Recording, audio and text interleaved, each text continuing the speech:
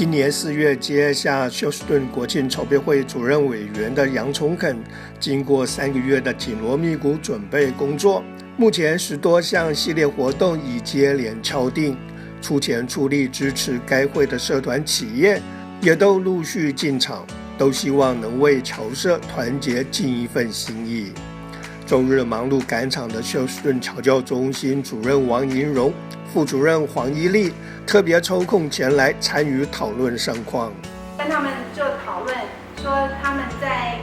924当天他们可以包车下来，对，923就可以来了，是，相对有意思。杨崇肯主委7月23号将国庆会议搬到了宅邸举行，让团队人员召开了一场别开生面的讨论会。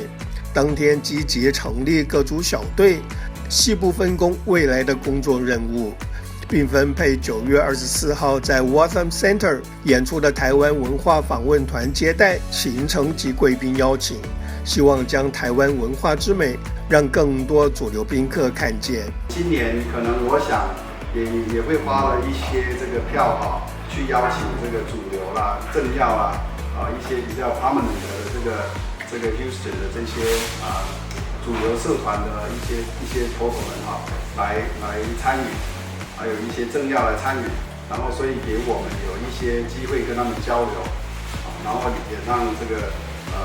就是说侨务处、经文处那边有机会来跟他们做一些结合。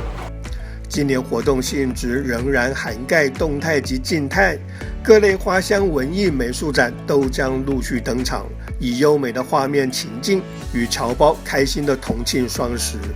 而今年文化大学校友会与侨联总会休斯顿办事处合办的写生比赛，将活动现场带到赫门公园，准备让大家短暂沐浴在大自然中，让生命彻底充电一番。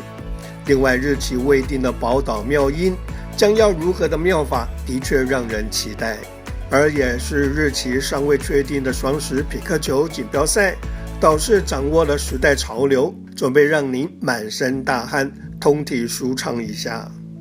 每年国庆系列活动的压轴大戏国庆餐会，会上也成了讨论焦点，希望借着系列活动最后高潮，让主流宾客政要看见华人的团结声势。